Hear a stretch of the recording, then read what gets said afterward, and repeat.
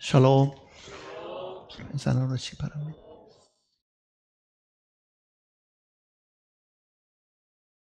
우리는 땅에 살고 있는 사람인데요. 우리 위에는 하늘이 있습니다.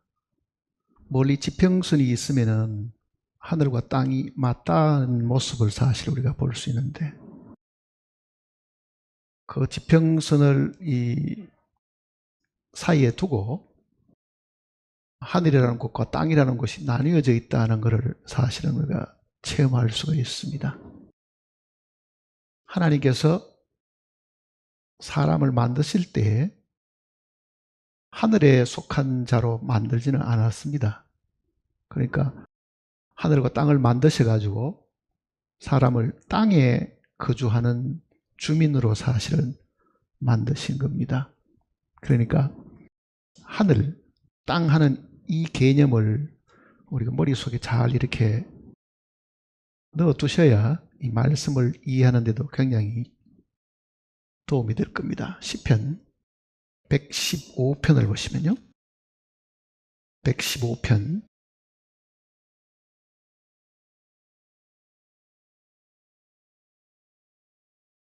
15절부터 17절까지 세 절을 한번 같이 읽어보겠습니다. 너희는 천지를 지으신 여호와께 복을 받는 자로라. 하늘은 여호와의 하늘이라도 땅은 사람에게 주셨도다. 죽은 자들은 여호와를 찬양하지 못하나니 적막한 대로 내려가는 자들은 아무도 찬양하지. 여기 지금 우리 개역 개정 성경은 하늘은 여호와의 하늘이라도 이렇게 표현되어 있는데요. 다른 역본들을 보면은 하늘의 하늘들은 주의 것이로되 땅은 사람들의 자손들에게 주셨다, 이렇게 표현되어 있습니다. 그 말은 무슨 이야기냐면, 우리가 지금 보고 있는 하늘은 단수인 것처럼 생각하지만은 하나님께서 하늘을 만드셨을 때 그 하늘이 그저 우리 눈에 보이는 이 하늘을 이야기하는 것만 아니고요, 하늘들 이렇게 표현한 겁니다. 하늘들. 사도 바울도 셋째 하늘에 이끌려 올라가서 정말 사람의 말로 가히 이룰 수 없는 그 영광스러운 모습들을 본 내용을 본인이 간증한 적도 사실이 있습니다. 몸 안에 있었는지 몸 밖에 있었는지 모를 정도로 정말 이상한 경험을 하게 됐는데, 그가 간 곳을 셋째 하늘 이렇게 표현했습니다. 그렇다면 둘째 하늘도 있어야 되고 첫째 하늘도 아마 있을 거다 하는 것은 우리가 짐작은 사실은 할 수 있을 겁니다. 그렇게 보면은 하늘이라는 것이 그저 단수로 하나로 인식할 수 있는 것이 아니고, 셋째 하늘 혹은 뭐 둘째 하늘 이렇게 만일 표현을 한다고 하면은 이게 우리가 예측할 수 있는, 눈에 보이는 별이 있는 저 하늘 말고도 분명히 하늘이 있다는 걸 이 성경이 이야기하고 있잖아요. 그러니까 구약 성경은 느헤미야 같은 경우도 하늘들을 이렇게 이제 표현을 했거든요. 그러니까 성경이 익숙지 않는 사람들은 하늘이면 하늘이지 하늘들이 뭐냐, 아무리 쳐다봐도 하늘이 하나밖에 없는데 무슨 이거를 복수로 쓰느냐. 그것은 창조하신 분이 하늘들을 만드셨기 때문에 사실 그런 겁니다. 하나님이 하늘 하나를 만든 게 하늘들을 만드셨기 때문에 그분의 말씀 속에는 하늘들 이렇게 이제 표현이 되어 있죠. 그러니까 우리는 그 하늘들 하는 그 복수의 하늘을 우리가 세 개를 다 합쳐서라도 하늘 이렇게 먼저 머릿속에 한번 생각을 해두고 이 말씀을 보면은, 하늘은 여호와의 하늘이라도, 그러죠. 하늘은 여호와의 하늘이라도. 그러면 이 성경을 지금 이해하시려고 하면요, 이렇게 생각하는 게 제일 쉽습니다. 이거는 하늘이고 여기는 땅이 있다. 그러니까 하늘과 땅은 사실 이게 지평선을 보면 이게 맞닿아 있는 것 같잖아요. 사실은 맞닿아 있는 것인데, 이 하늘과 땅을 성경이 늘 구분했거든요. 태초에 하나님의 천지를 창조하시느라. 근데 천지라는 말은 하늘과 땅이잖아요. 하늘 천자에 땅이니까. 천지를 창조하시느라 그러면 천지가 무슨 하나라고 생각하지만은 이게 하나가 아니고 뭡니까? 하늘과 땅을 창조하셨다. 그 얘기들. 근데 땅은 혼돈하며 공허하고 이렇게 표현했지만은요. 하나님이 하늘과 땅을 지으셨는데 땅에 대한 이야기는 2절부터 계속 있지만은 하늘에 대한 이야기는 더 이상 없잖아요. 왜 그렇겠어요? 하늘은 하나님의 이 처소고 하나님이 계시는 곳이고 이런 육신을 입은 이 인간하고는 별 관계가 없는 것이기 때문에 하늘에 대한 설명을 그 다음에는 전혀 하지를 않았습니다. 사실은요. 그러니 처음부터 하나님이 하늘과 땅을 만드셨지만은 하늘은 하나님의 소관 속에 있고 하나님의 관리 속에 있고 하나님의 처소이기 때문에 하늘은 너가 상관할 바가 아니고 땅만 어떻게 변하고 어떻게 되고 사람을 어떻게 짓고 하는 그런 이야기들이 사실 있는 겁니다. 그러니까 어떻게 보면은 육신을 가진 우리는 땅에 대한 거는 상당한 지식이 있을지 모르지만은 하늘에 대한 지식은 한 가지도 없습니다. 사실은. 뭐 있어요? 하늘에 대해서 아는 바가 뭐 있어요? 거의 없잖아요. 그러니까 성경을 읽으실 때 이 하늘 하는 이 개념이 나오면은 땅하고 이게 어떻게 다른가 이 부분을 생각을 해봐야 됩니다. 그러니까 시편 115편은 하늘은 여호와의 하늘이라고. 그 말은 무슨 말입니까?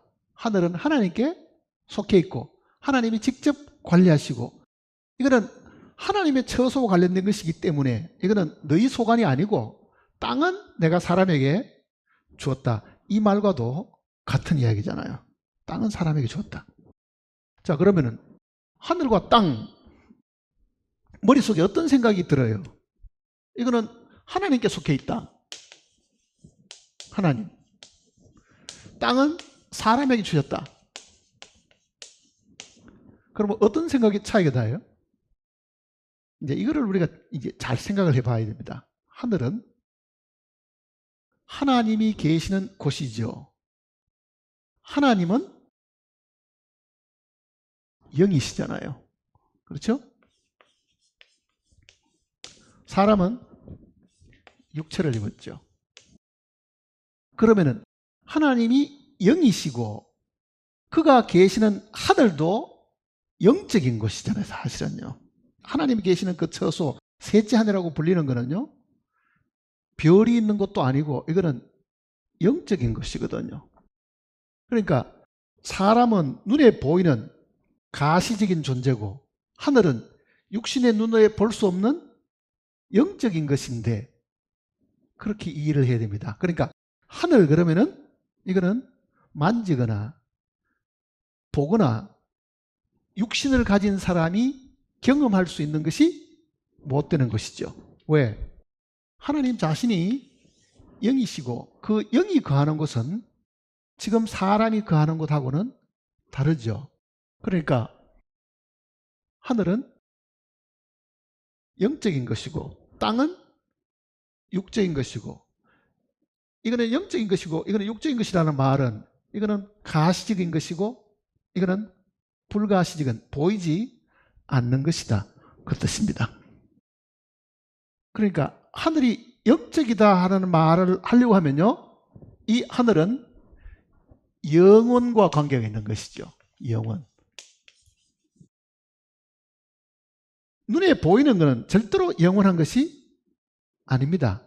눈에 보이는 것은 계속 변화하고 바뀌는 것이잖아요.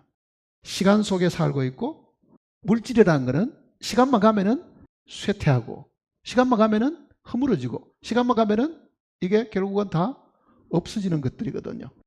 그러니 하늘은 하나님의 처소일 뿐만 아니라 이거는 영원한 것이고 그 뜻입니다. 이거는 사람이 사는 곳은 시간이 있는 곳이고 시간이 흘러가면은 늙고 쇠하고 죽게 되는 것이고 그러니까 하늘과 땅의 차이는 뭐냐? 하나는 영원이고 하나는 시간의 제한을 받는 곳이다. 영원하지 않는 곳이다. 그 의미입니다. 그러니까 머릿속에 이 하늘 하는 이 개념이 머릿속에 들어오려고 하면요, 그 하늘은 눈에 보이는 저 하늘보다도 더 높은 차원의 셋째 하늘이 분명히 있고, 그 하늘은 하나님의 처소고, 그 하나님은 우리가 볼 수 있는 분이 아니시고 만질 수도 없는 분이지만은 분명히 존재하는 분이잖아요. 그러니까 그 하늘에 있는 존재들은 하나님뿐만 아니고 다 영적인 존재가 살겠죠. 그게 우리가 말하는 천사들이고, 이 천사들이 크게 군대처럼 무리를 이루게 있으면은 성경에는 이거를 천군이라고 부르잖아요. 하늘에 있는 군대들이라는 뜻이거든요. 자, 땅에는 사람의 집합체가 있습니다. 사람의 잔처럼 모아놓으면 이것도 큰 대군이 될 수 있습니다. 그렇잖아요. 그런데 하늘은 하나님이 계시고, 하나님만 계신 게 아니라 영적인 존재들도 있는데, 그 영적인 존재들을 성경에는 천사라고 부르고, 그 천사들의 큰 집합체를 천군이라고 부르는 거죠. 그 천군들은 숫자가 천천히요 만만이다 했으니 이거는 셀 수가 없을 만큼 많다는 그런 의미입니다. 그러면은 하늘과 땅밖에 없느냐? 또 있습니다. 그게 지금 그 다음 구절 한번 보세요. 17절을 보면요, 죽은 자들은 여호와를 찬양하지 못하나니 적막한 대로 내려가는 자들은 아무도 찬양하지 못. 자, 적막한 대로 내려간다. 죽은 자들 하는 편이 있지.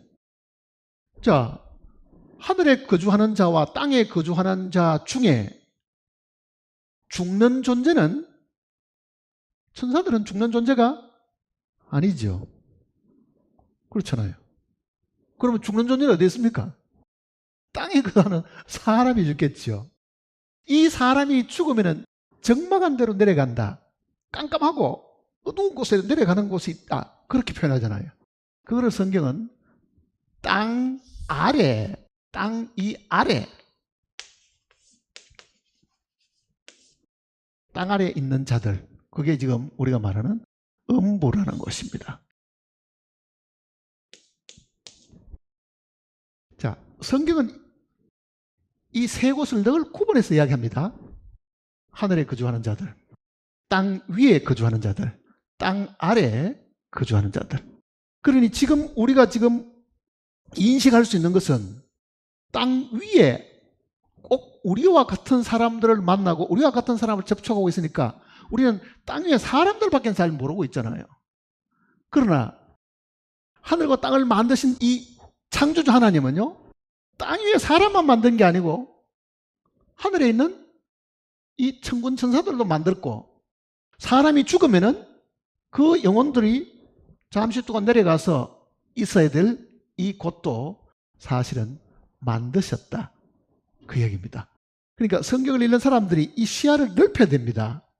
우리만 있는 것이 아니다. 온 우주에는요, 인간만 사는 것이 아니잖아요.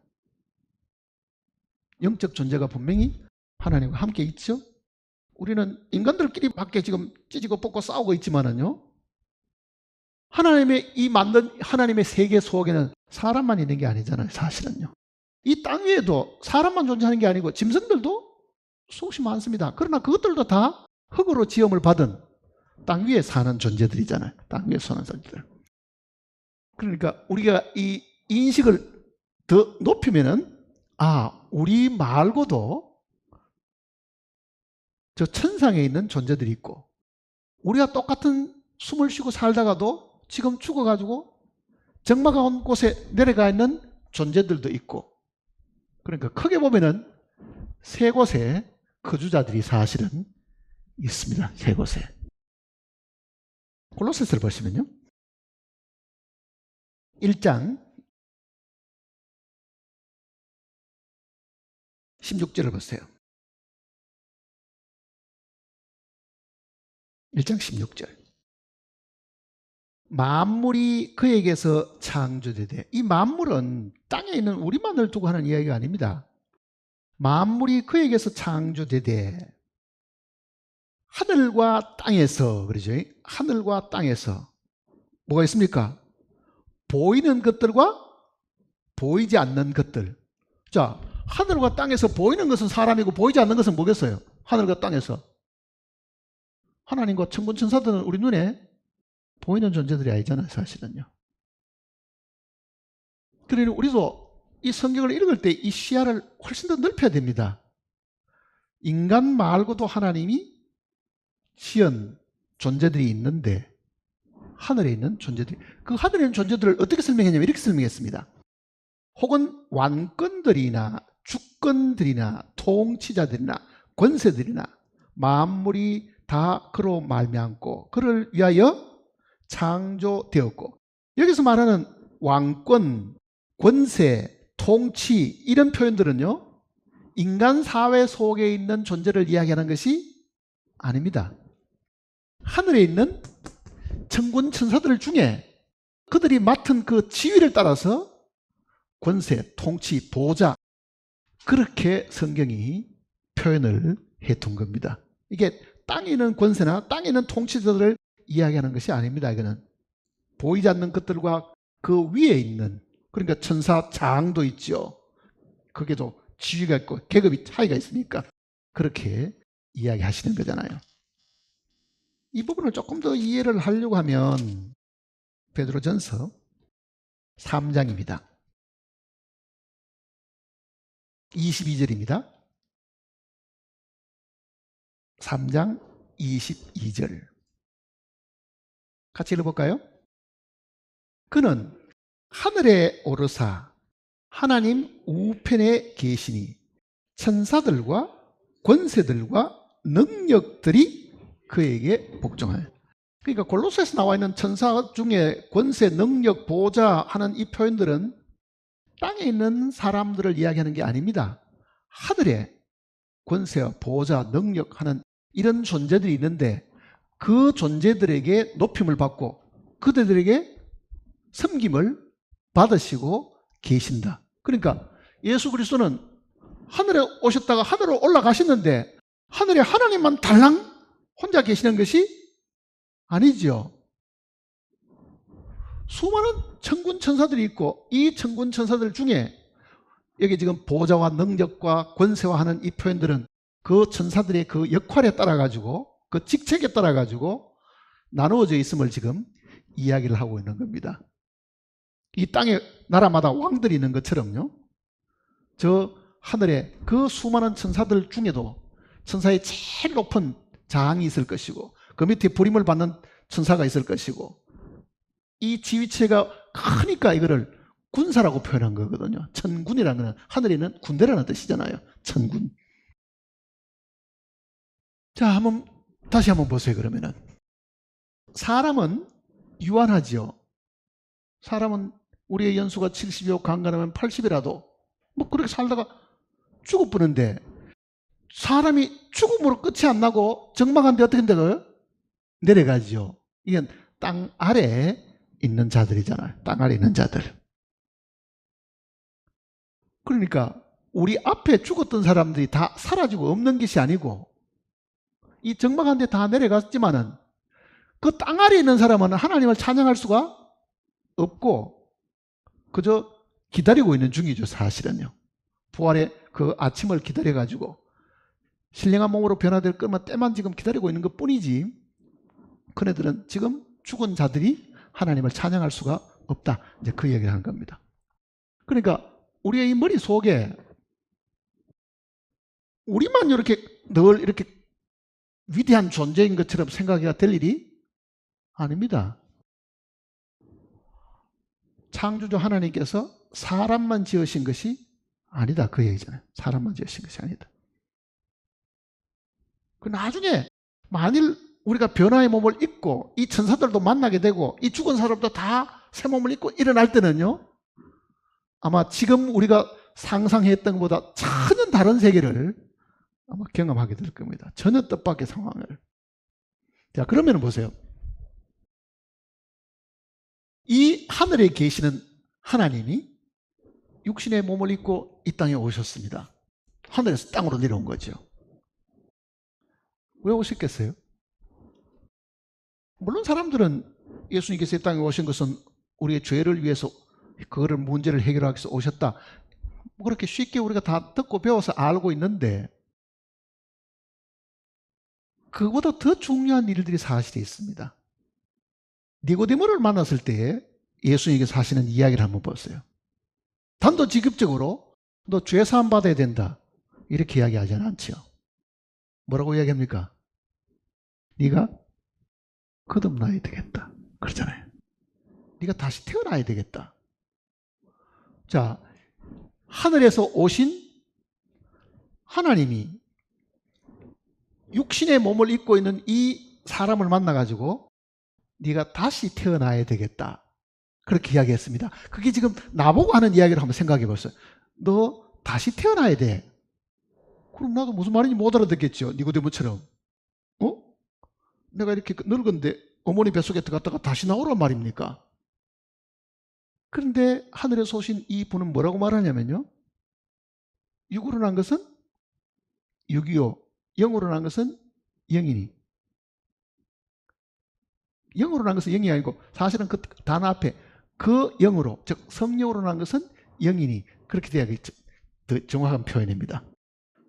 그러면 예수님이 이 땅에 오셔가지고 땅에 걸어 다니는 사람들에게 공통적으로 똑같이 하는 이야기겠죠.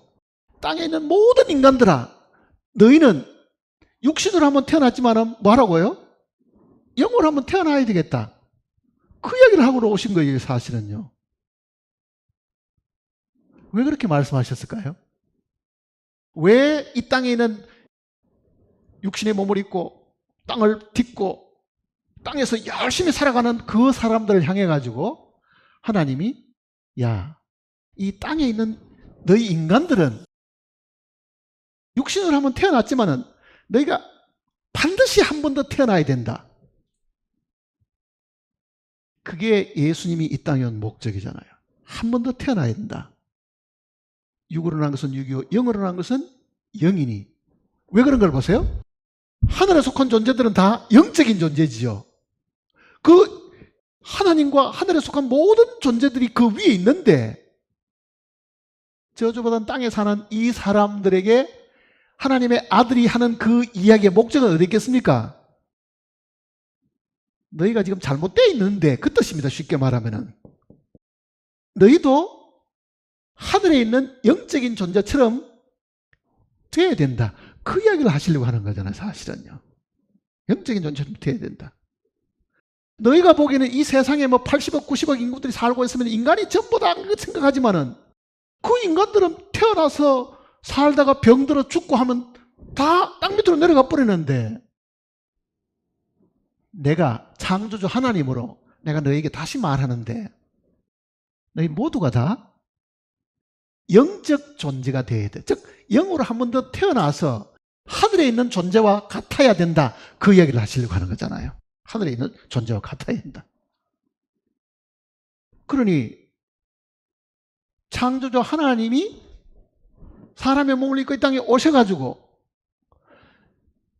제한되고 늙고 쇠하고 흙으로 된 이 집을 입고 있는 사람들에게 야야 너희가 지금 태어나서 죽는 거 그게 목적이 아니야.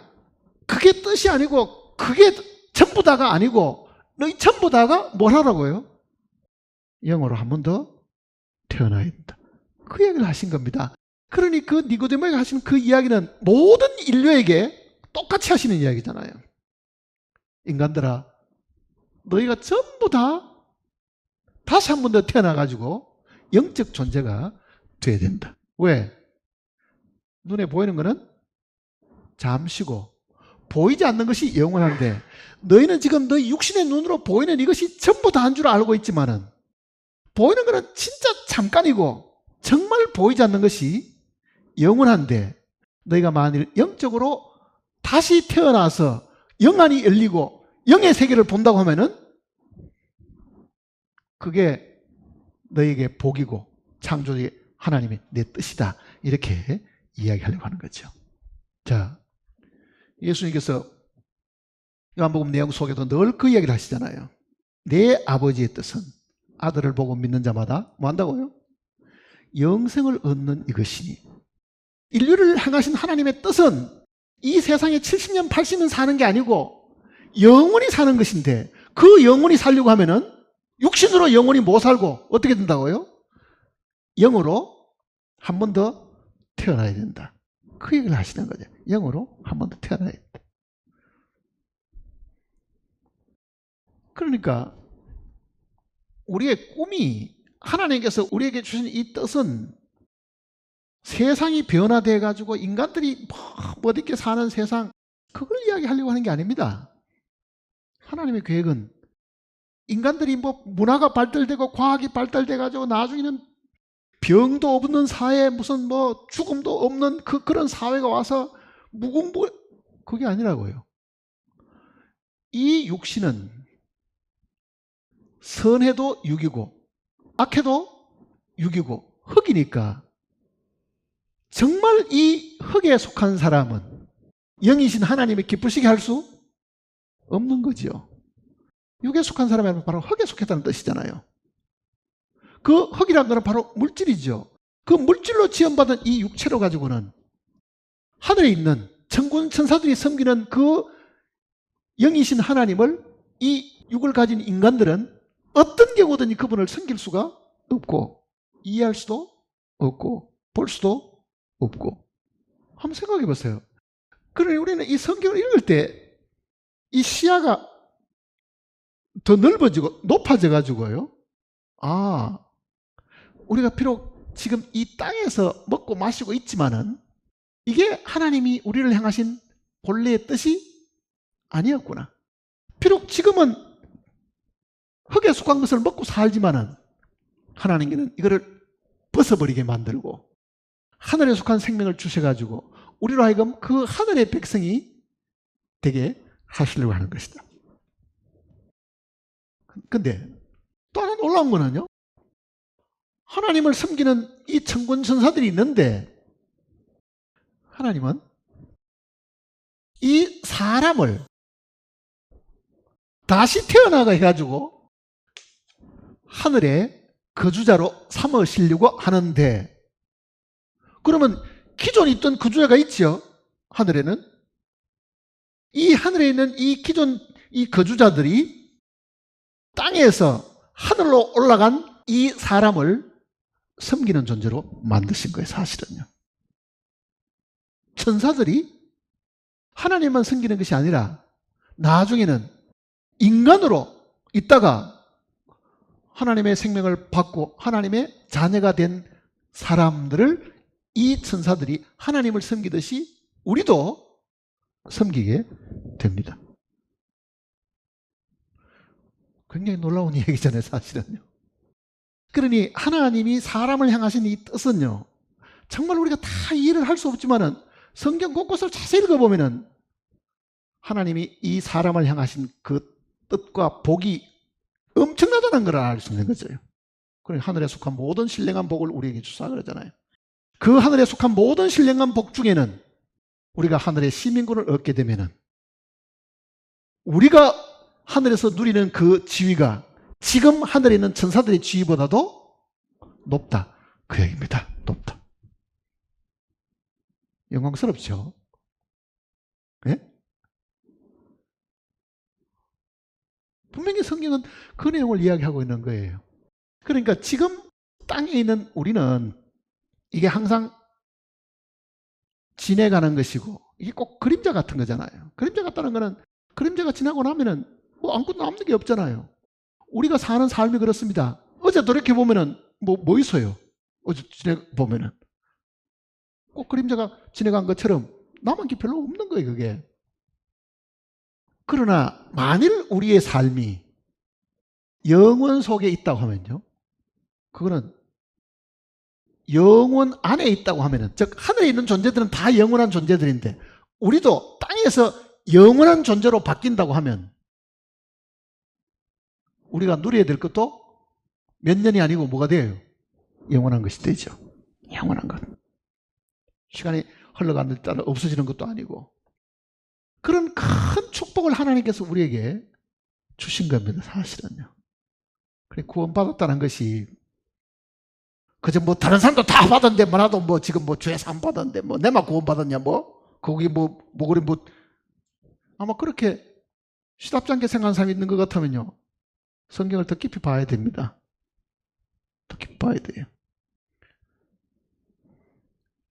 하나님은 영원 안에 계시고 하늘에 있는 모든 존재들은 영원한 존재들이고, 그러면 우리를 하나님의 아들로 만들어서 다시 끌어올리면 우리도 죽지 않는 영원한 존재가 되어야 되겠죠. 영원한 존재.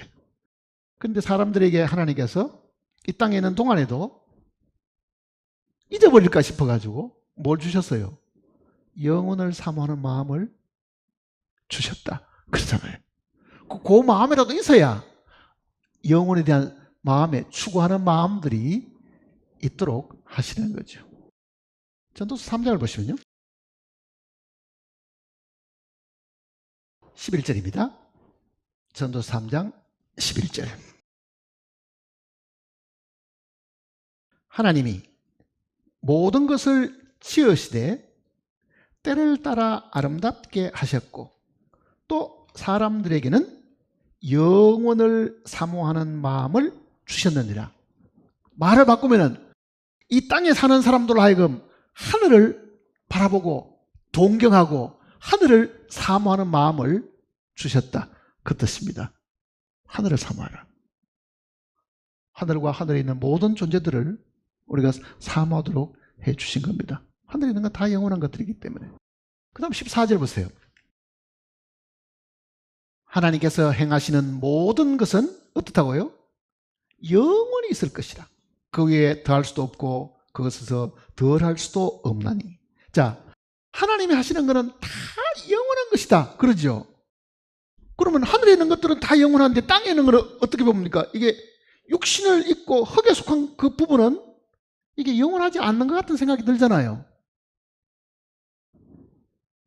그 땅이 저주를 받아서 사실 그런 겁니다. 엄밀하게 보면은.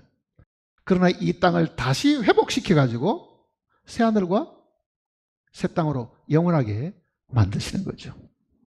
그러니까 그 타락된 이 저주받은 땅에 살고 있는 우리를 하나님이 긍휼히 여기셔가지고 이 저주받고 정말 희망이 없는 이 사람들에게 영원한 나라에 들어갈 수 있는 길을 열어 주셔야 되겠죠.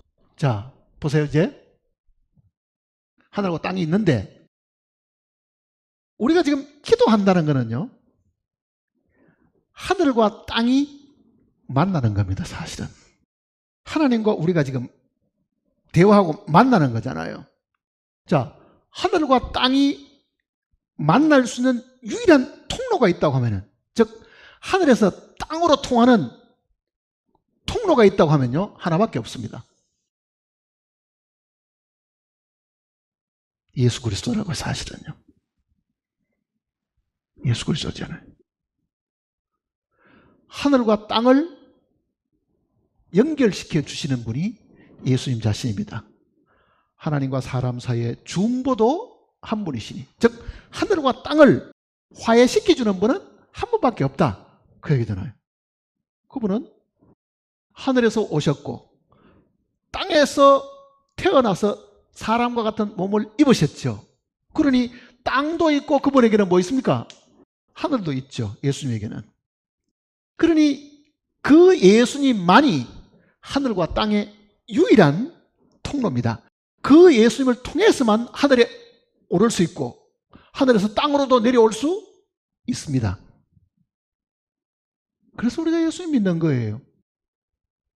예수 이외에는 사닥다리가 없습니다. 하늘에 오르는 사닥다리가 없습니다. 그래서 예수님도 내가 곧 길이요 그러잖아요. 내가 곧 길이요. 어디로 가는 길입니까? 하늘로 가는 길이잖아요. 하늘로 가는 길. 나로 말미암지 않고는 아버지께로 갈 자가 없다.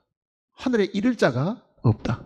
그러니 그분은 이 땅에 하늘과 땅을 연결시켜주는 사닥다리처럼 이 땅에 오셨고, 그 예수님의 사닥다리를 딛고 우리가 하늘에 올라갈 수 있도록 길을 열어주셨으니, 하늘과 땅의 만남은, 화해를 이루는 것은 예수님 안에서 가능한 거죠. 그래서 우리가 예수님을 믿는 겁니다, 사실은요. 그래서 예수 믿는 거예요. 천하인간의 구원 얻을 만한 다른 이름을 우리에게 주신 데 없다 그러잖아요. 그 예수라는 그 한 분만이 그가 하늘에서 오셨고 우리와 같은 육체를 입으셨으니 그분 안에서 하늘과 땅이 화해를 한 겁니다. 화해를 한 거죠. 하늘과 땅이. 저주받은 이 땅이 예수님 안에서 화해가 이루어진 거죠. 그게 구약 성경에는 속죄소로 표현이 된 거잖아요. 속죄소로. 그 그룹 사이에 들려오는 하나님의 음성이 있고 그 하나님의 음성에 응답을 하려고 하면은 반드시 핏뿌림이 있어야 되잖아요. 핏뿌림. 속죄소 위에 피를 뿌리는 거니까요. 그 핏뿌림이 예수님 자신이잖아요. 그러니까 하늘과 땅이 만날 수 있도록 길을 열으셨고 하나님과 우리 사이에 원수가 되어 있는 것을 화목하게 해주시는 것도 예수님 자신인데 그 얘기입니다. 자신인데 우리로 하여금 바로 그 예수님 안에 넣어주셨다. 그 얘기입니다. 예수님 안에 넣으셨다. 믿음으로 우리는 하나님 넣어주신 그 사실을 우리 것으로 사실은 삼은 것이죠. 그러니까 주 예수를 믿으라 너와 네 집이 구원을 얻으라는 그 말은요. 주 예수 그리스도를 우리가 정말 하늘로 이 통과하는 유일한 통로라는 것을 확실하게 우리가 믿고 있으면은 우리는 다 주님 안에서 이미 구원받은 사람들이라 그 얘기입니다.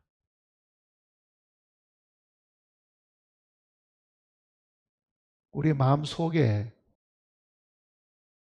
이 하나님과 우리 사이에 하늘과 땅의 이 차이만큼 이게 간격이 있는데 어떻게 하늘과 땅이 이게 화해를 이룰 수 있겠는가?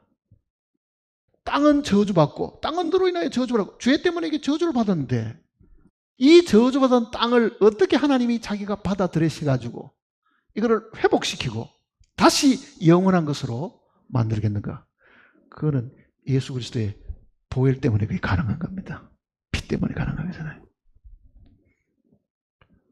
그거는 우리의 노력을 보신 것도 아니고 우리의 눈물을 보신 것도 아니고 우리의 수고를 보고 우리의 어려운 행위를 보신 것도 아닙니다. 하늘에서 내려오신 이 한 분 예수 그리스도만 보시고 하나님이 이 땅의 모든 사람들을 용서하신 거잖아요. 한번 생각해 보세요. 내가 얼마나 영광스러운 존재이냐. 80억 중에 한 명이 아니라요. 나중에는 뭐가 되겠어요? 하늘에 있는 천군 천사들까지 다 합쳐갖고도 그네들이 우리를 섬기는 영들로 존재하게 되고 예수 그리스도를 믿고 땅에서 구원받아서 하늘로 올라가는 이 하나님의 아들들이 하나님과 더불어 왕권을 가지고 통치를 하고 그보다 더 영광스러운 일들이 어디 있어요, 사실은요. 그러니까 우리가 얻은 이 구원이 절대로 시시한 것이 아닙니다. 지금은 우리는 그 가치를 잘 모르잖아요. 이게 얼마나 앞으로 영광스러운 존재가 될 수 있는지 우리는 지금 상상도 하기 힘드는 부분도 많다고요. 나만 구원받아서 뭐 다른 사람도 구원받았고 뭐 이 세상에 구원받은 사람 많은데 지옥 안 간 것만 다행이다. 아마 그 정도는 생각할 거예요, 사실은요. 우리는 지옥 안 가는 정도가 아니고요. 정말 그 영원한 하나님의 나라에서 영원히 세세토록 죽지 않고 쇠하지 않고 영원토록 영광 가운데 살 수 있는 존재로 만들어주신 겁니다. 지금도 그 영광 가운데 있는 존재들이 있잖아요. 하늘에 이 존재들이 지금도 있잖아요. 아직도. 그들보다도 더 영광스러운 존재로 하나님이 우리를 삼으신 겁니다. 그러니까 예수 그리스도는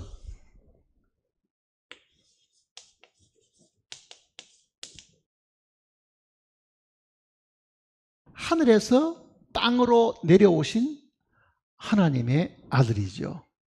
하늘에서 땅으로 내려오신 하나님의 아들. 뭐라고 불러야 되겠어요?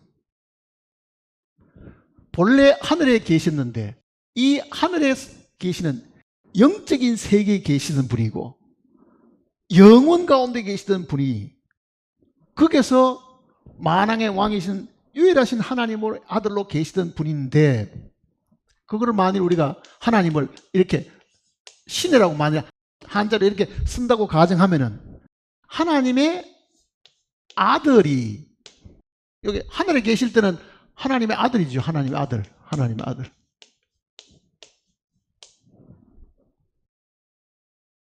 우리와 같은 육신의 몸을 입는 순간에 하나님은 내가 하나님의 아들이라고 말하지 않고 이 땅에서 뭐라 그럽니까? 내가 사람의 아들이다. 그렇잖아요. 사람의 아들이다. 누가 보면 내용은 늘 예수님은 자신을 칭하기를 하나님의 아들로 표현하지 않고 인자가, 그렇죠. 인자가. 사람의 아들인 내가. 자, 하나님의 아들이 사람의 아들이 되신 거는요, 그가 죽으심으로 이 인자가 죽어야 되죠. 인자가 죽는다는 말은 무슨 뜻이겠어요? 육신을 벗어버리는 거잖아요. 그러면 하나님의 아들로 계시다가 이 땅에 오셔가지고 사람의 몸을 한 30년 조금 넘게 입고 계시다가 이거를 벗으면 어떻게 되겠어요? 다시 하나님의 아들이 되겠죠. 그렇잖아요. 육신을 입었으니까 사람의 아들이 됐는데 육신을 벗어버리죠. 그 육신을 벗어버리고 그가 본래 가졌던 그 신분으로 돌아갑니다. 그러니까 인자로서 다시 신자, 즉 하나님의 아들이 되려고 하면 육신을 벗는 뭐가 있어요? 죽음이 있고 부활이 있죠. 사실은요.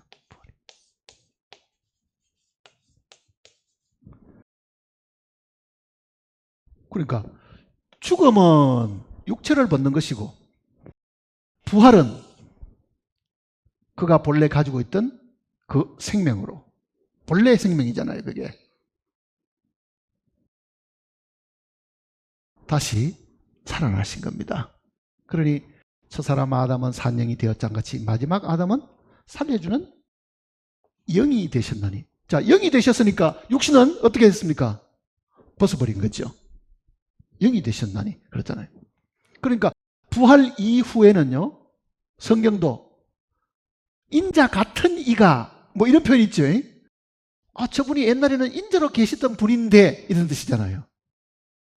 영광 중에 계시는데 다니엘의 환상 중에도 인자 같은 이가 그분이 어린 양으로 계실 때는 인자로서 계셨는데 지금은 어떻다고요?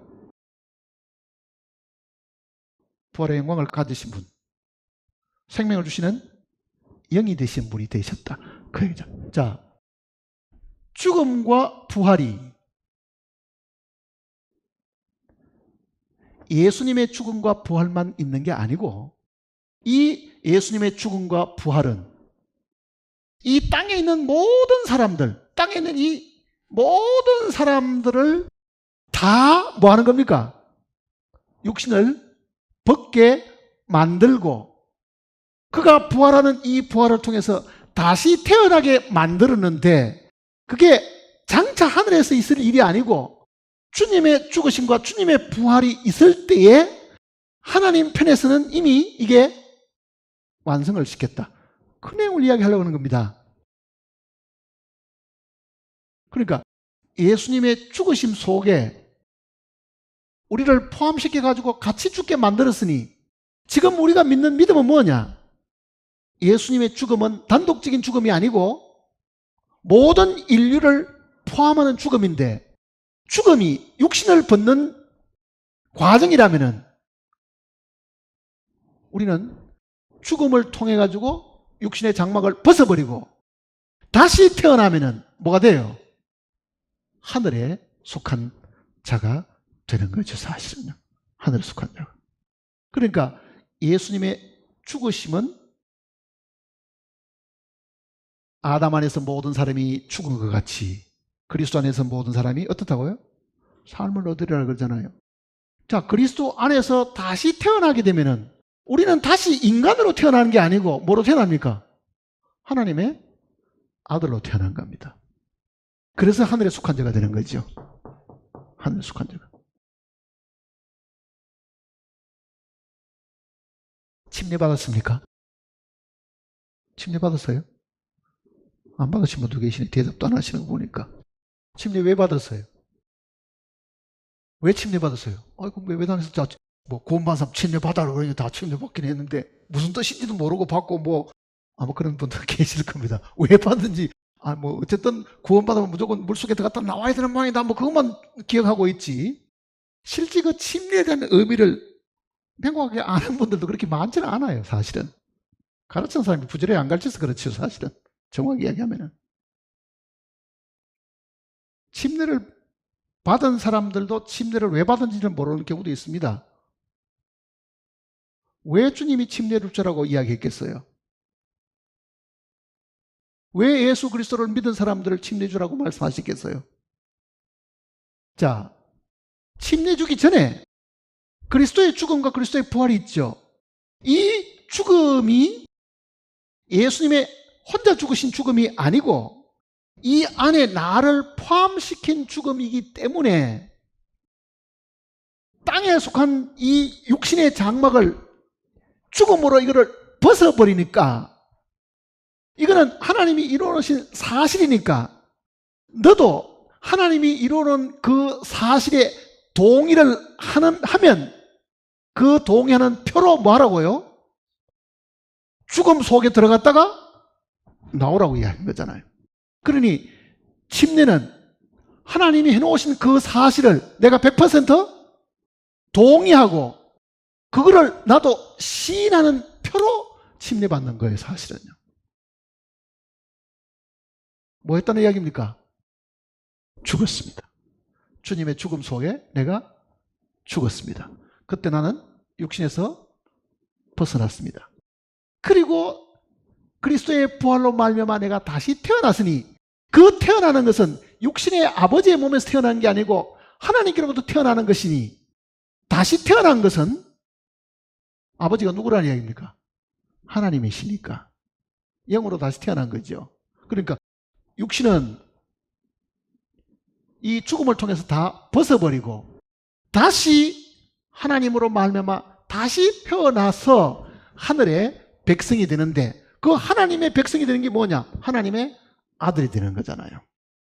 영접하는 자, 곧 그 이름을 믿는 자들에게는 하나님의 자녀가 되는 권세를 주셨으니 이는 혈통으로나 육정으로나 사람의 뜻으로 나지 아니하고 오직 하나님께로서 난 자라. 하나님께로서 났다 말은 하나님의 아들들이 되었다. 그래서 하나님의 아들들이 되었다. 그러면은 주님의 죽음 속에 내가 죽었으니 죽은 사람들이 반드시 거쳐야 될 것은 장사하는 일이잖아요. 이 복음을 듣고 주님의 죽음 속에 내가 죽었으니 죽은 사람은 내가 죽었으니까 나를 장사시켜 주십시오 했던 것이 침례다. 그 얘기입니다. 장사시켜 주십시오. 그러니까 물에 잠길 때는 장사하는 것이고 물에서 이렇게 세울 때는 다시 태어났다는 거예요. 그러니까 죽을 때는 육신으로 죽었고 태어날 때는 뭐로 태어났습니까? 영으로 태어났습니까? 하나님의 아들로 태어난 겁니다. 그러니까 장례는 육에 속한 모든 것을 다 벗어버리는 겁니다. 벗어버리는 거예요. 이거는 사람이 만든 이론이 아닙니다. 하나님이 해놓으신 것을 우리로 하여금 순종하고 받아들이고 한 거잖아요. 미련하게도 사람들은 나 옛날 교회 다닐 때 세례 받았는데 뭐 또 받으라 그럽니까? 뭐 그런다고요. 그는 이 침례 정확한 뜻을 잘 모르니까 그렇게 질문하는 사람이 있긴 하지만은요. 정말 이 놀라운 사실을 알면은 자기가 자청해서라도 뭘 해야 되겠어요? 나에게 침례를 주십시오. 나는 그리스도의 죽음 속에 죽은 사람이니까 나는 그리스도의 부활 속에 내가 다시 부활한 사람이니까 더 이상 나는 육에 속한 사람이 아니고 영에 속한 하늘에 속한 사람입니다. 그러니까 그 영광스러운 일들을 우리가 성경을 읽고 같이 모이고 침례를 주고 떡을 떼고 하는 이 일들 속에 자주 경험하고 자주 그거를 마음속에 되새기고 하나님 앞에 감사할 필요가 반드시 있습니다. 뭐 침례를 준다 그래도 내가 바쁜데 다음에 받죠 그렇게 할 일들이 아닙니다. 그렇게 할 일들이 아니라고요. 주님이 제정하시고 주님이 명령하신 것이기 때문에 이 기독교 안에 제일 중요한 예식이 주의 만찬과 이 침례잖아요. 사실은요. 침례 주는 일들. 그 두 가지는 주님이 하나님이 제정하신 겁니다. 모두가 다 순종을 해야 되는데 의미를 모르고 그 예식에 참여해봐야 무슨 마음의 감동이 있겠어요. 사실은요.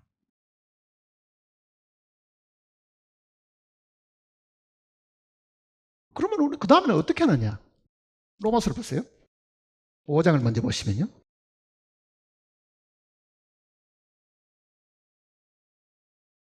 10절입니다. 5장 10절. 곧 우리가 원수 되었을 때, 즉 하나님과 원수가 된 겁니다. 악한 행실로 하나님과 원수였던 너희를 그러잖아요. 곧 우리가 하나님과 원수 되었을 때 그 말입니다. 그의 아들의 죽으심으로 말미암아 하나님과 화목하게 되었은즉, 화목하게 된 자로서는, 즉 우리는 구원받은 사람으로서는 그 말입니다. 더욱 그의 뭐라고요? 살아나심으로 말미암아 구원을 받을 것이니라. 아니 구원받은 뭐 또 구원받으라 그래요.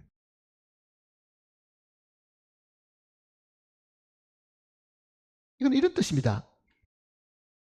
화목된 자로서는, 즉 하나님과 우리는 이제 화목을 이루었습니다.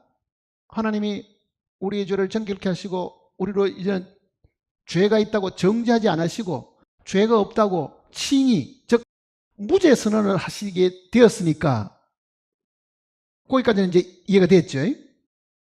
더욱 그의 살아나심으로 하는 것은 부활로 그 말이잖아요. 그의 부활로 말미암아 구원을 받을 것이니.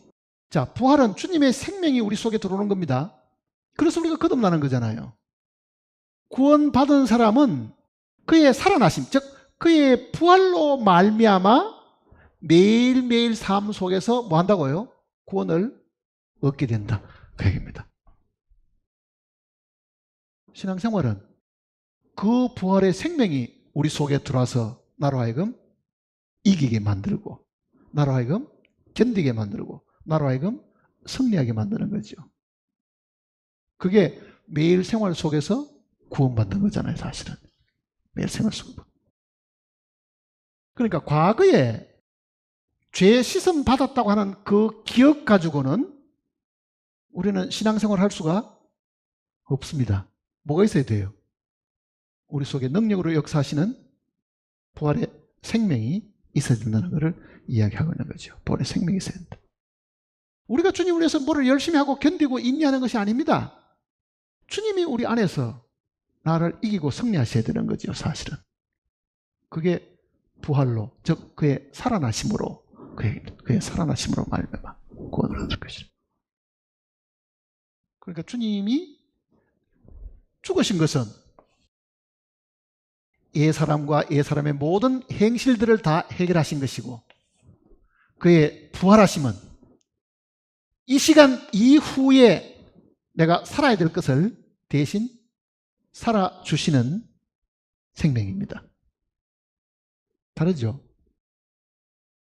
그의 십자가의 죽으심은 과거부터 지금까지 있었던 나의 옛사람과 나의 모든 나쁜 행실들을 주님이 해결해 주셨고, 내 안에 들어오신 그 주님은 이 시간부터 주님 만나는 그 시간까지 보호하시고 지키시고 돌보시고 이기게 하시고 견디게 하시고 참게 하시고 그렇게 해 주신다. 그게 살아나심으로 말미암아. 그러잖아요. 살아나심으로 말미암아.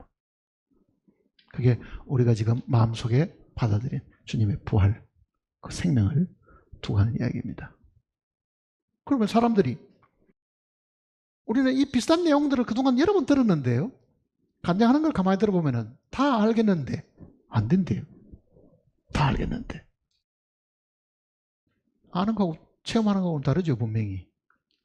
이론상으로는 주님이 내 안에 들어와 계시고, 이게 돼야 되는데, 뭐가 이게 주님이 내 안에 들어오셨으면 나로 하여금 이기게 하고 견디게 하고 참게 해야 되는데, 참기는커녕 결국은 애 방법과 애 생각대로 그대로 살아가고 있잖아요. 그러니 갈등이 생기는 거죠. 왜 주님이 내 안에 계시는데도 내가 이거 매일같이 패배하고 사는가? 왜 그렇겠어요? 이유가 딱 한 가지밖에 없습니다. 딱 한 가지밖에 없는 거예요. 고린도 후서 우리가 4장을 공부할 때도 그 얘기를 했잖아요.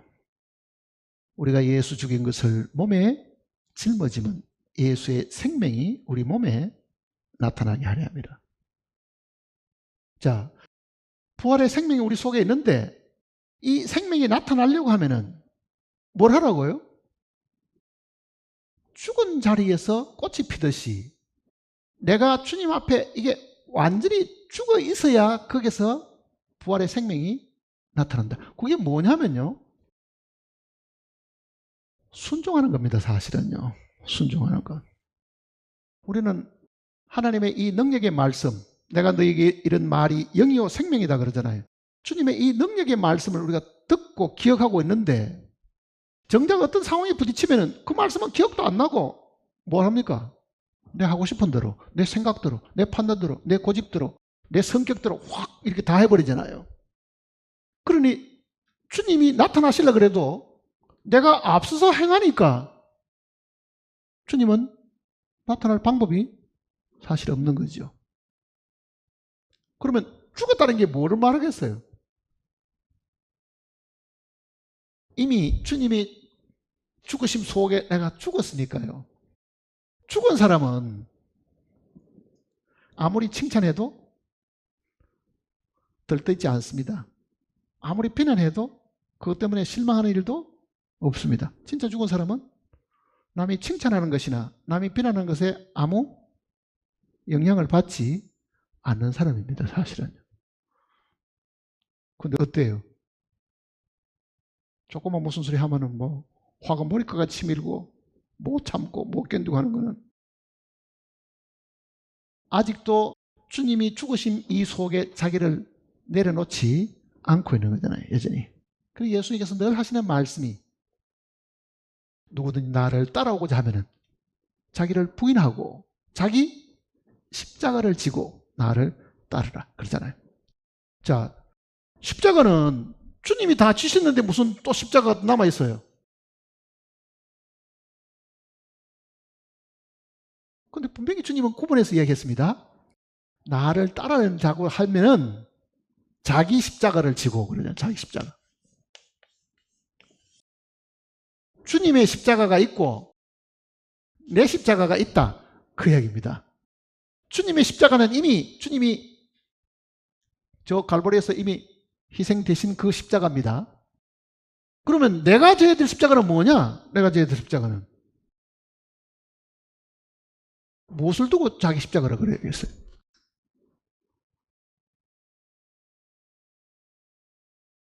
그러니까 이 십자가, 자기 십자가 이야기 전에 주님이 먼저 하신 이야기가 뭐냐면 자기를 어떻게 하고요?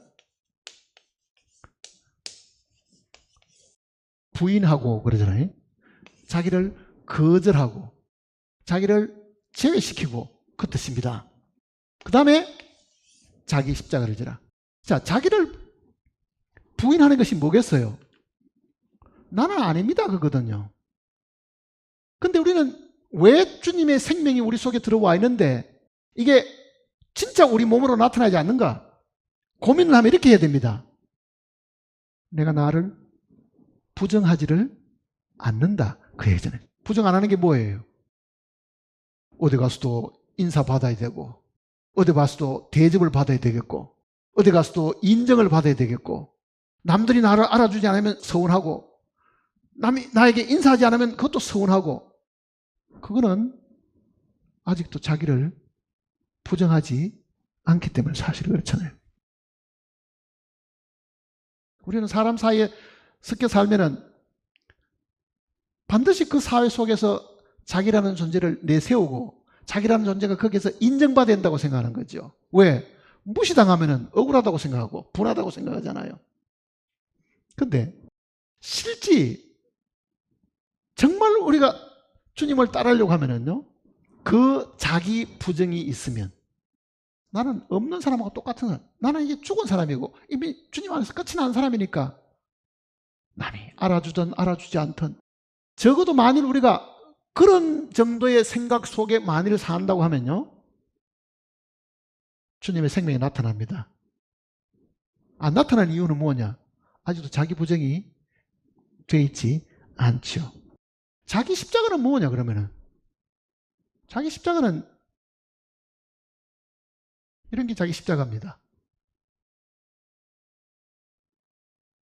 뭐 말 안 듣는 자식, 바람피는 남편, 믿지 않는 무슨 뭐 불신자 남편, 저 십자가 때문에 내가 너무너무 고통을 당해. 뭐 그런 이야기 하는 걸 우리 과거 일반교회 다닐 때부터 뭐 많이 듣던 이야기거든요. 자기 가정이나 자기 생활 속에 굉장한 어려움들, 자기에게 고통을 주는 뭐 가족 가운데 있는 어떤 그런 일들. 근데 엄밀하게 보면 주님이 말씀하시는 그 내용을 이야기하는 게 아니고요. 이 자기 십자가는 이런 겁니다. 남이 나에게 부당하게 욕을 하거나 부당하게 대접을 하거나 무시하거나 억울한 소리를 들을 때가 있죠. 그때에 내가 어떻게 반응하느냐, 그 얘기입니다. 어떻게 반응해요? 상대방이 나에 대해서 얼토당토는 모함을 한다고 가정해 보세요. 거짓말로 가지고 뒤에서 나를 비방하고 욕을 한다고 생각해 보세요. 억울하고 분하죠. 이걸 분명히 따져가지고 아닌 걸 밝혀야 되겠죠. 그리고 제대로 말 안 들으면 나도 같이 대꾸를 해야 되겠죠. 왜 이걸 내가 그냥 둬야 돼? 나도 그러면 지 치부를 드러내가 온 동네에다 다 한번 터뜨려봐? 내가 자기 비밀을 알고 있는데? 아마 이렇게 이제 이야기할 거예요. 그러니까 주님이 이야기하시는 이 자기 십자가의 개념은 이런 이야기입니다. 상대방이 그렇게 거짓말로 나를 비난하는 것은 그 사람의 잘못이고 죄지요. 1차적으로는. 그런데 그 사람의 잘못을 가지고 나도 맞서서 대꾸를 하면은 나도 잘못하는 거예요. 그러니까 상대방 잘못을 내가 맞 대꾸를 하게 되면 그 사람도 잘못하는 거고 그 사람 잘못 때문에 나도 어떻게 된 겁니까? 또 잘못하는 거죠. 그러니까 1차적으로는 저 사람이 잘못하고 2차적으로는 내가 잘못하는 겁니다. 십자가를 지는 거는 뭐냐? 1차적으로는 저 사람이 잘못하는데 나는 입 다물고 있는 거죠, 사실은. 그게 내가 져야 될 내 십자가입니다, 사실은. 내 십자가. 근데 그렇게 하는 사람이 드물잖아요. 내가 왜 이걸 참고 있어야 돼? 이 억울한 이야기를 내가 왜 가만히 듣고 요거도 먹고 살아야 돼? 그러면 모인 사람이 처음부터 나한테 손가락질 할 거 아니야? 그러니 내가 내 입장을 밝혀야 돼. 아마 이렇게 우리는 이야기하겠죠, 사실은. 근데 주님의 뜻은 뭡니까?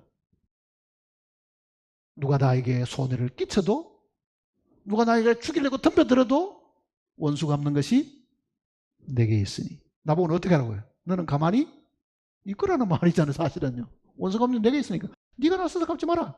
네가 대꾸하지 말고, 네가 저 사람하고 맞대꾸 해가 싸우지도 말고. 그러니 실제 내가 생활 속에서 그런 억울한 이야기, 돈 떼이는 일들도 있을 수도 있고, 뭐 억울하게 모함당하는 일들도 있을 수 있고, 뭐 저도 수없는 이야기를 계속 많이 듣고 있는 거죠. 뭐 돈을 얼마나 챙겨 먹었다는 부터 시작해가지고 오만 이야기 다 듣고 있잖아, 사실은요. 그거를 일일이 나서가지고 내가 어떻게 그걸 따지고 변명하고 하겠어요, 사실은요. 그러니 나라는 존재도 부인을 해야 되고 내가 겪는 그런 어려움들도 내가 짊어지고, 이건 내가 짊어져야 되는 십자가입니다. 주님이 짊어져야 될 십자가 따라 있고 내가 생활 속에서 짊어져야 될 십자가 있죠. 이 십자가를 짊어지게 되면 주님의 부활의 생명이 나타납니다. 분명히 나타나는 거예요.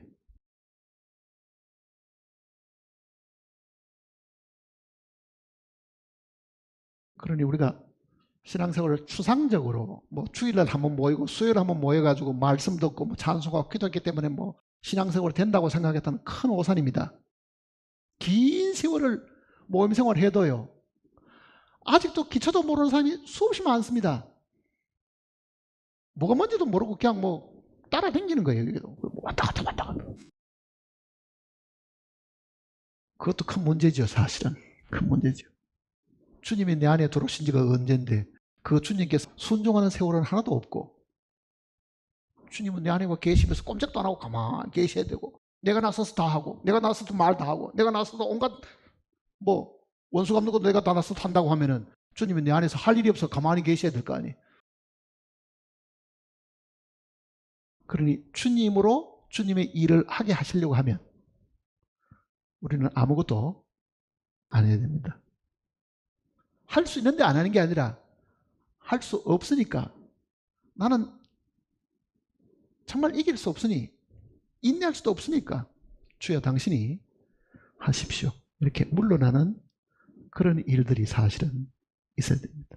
그러니까 우리는 신앙생활 속에서 매일 이 부활의 생명으로 살도록끔, 이 5장 10절처럼 다시 보세요. 그게 곧 우리가 원수 되었을 때 그의 아들의 죽으심으로 말미암아 하나님과 화목하게 되었은즉, 화목하게 된 자로서는 더욱 그의 살아나심으로 말미암아 구원을 받을 것이니라. 매일매일 구원을 받을 것이니라. 그렇죠? 매일매일 구원을 받을 것이니라. 매일매일 구원받고 살아야 됩니다.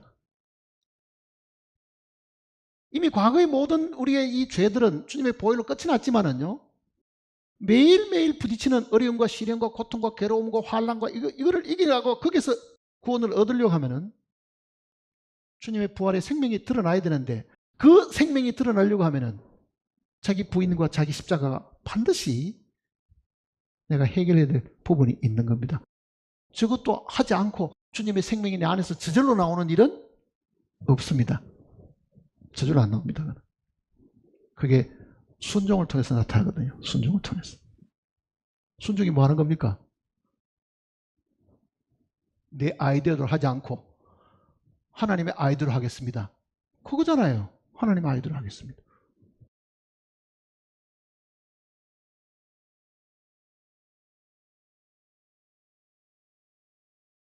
주님 오실 날이 우리가 가까웠다 말로는 그렇게 말하지만, 정말 가까웠으면 주님 만날 준비도 우리가 철두철미하게 해야 됩니다.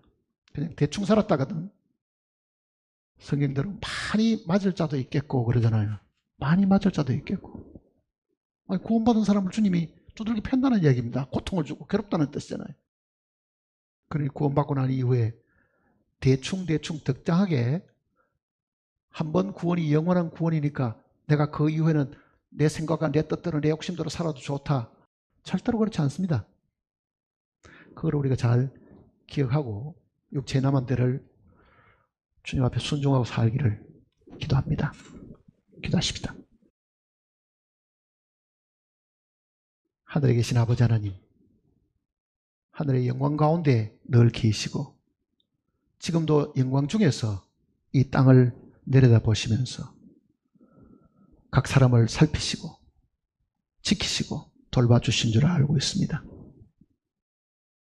주님의 은혜로 구원받은 우리가 참으로 매일매일 삶 속에서도 주님의 은혜로 살아야 되는데, 한번 받은 그 은혜를 저희들이 그저 좋다고 생각하고 매일매일 삶 속에서 역사하시는 그 은혜를 저희들이 체험하지 못하고 살아갈까 심히 두렵습니다. 매일의 삶 속에서 주님이 우리를 통해서 승리하시고 우리를 통해서 영광을 드러내셔야 되는데, 우리가 그 일을 하려고 하다 보니 우리는 매일같이 패배하는 삶을 살 수밖에 없습니다. 우리 가운데 계시는 주님께 우리가 늘 머리 숙여 순종하고 주님의 손에 모든 것을 내어 맡기고 주님이 하시도록 뒤로 물러서는 지혜로운 저희들이 되게 역사하시옵소서. 머리 숙인 심령들 마음을 주님이 다 알고 계십니다. 그 마음의 소원을 주님께서 들어주시고 주님께서 그 가운데서 역사하셔서 참으로 남은 삶은 주님께 영광을 돌리는 삶이 되게 하시고 주님이 우리 가운데서 역사하시는 능력의 삶이 되도록 복을 허락해 주시옵소서. 우리 주 예수님의 크신 이름으로 간절히 기도드립니다. 아멘.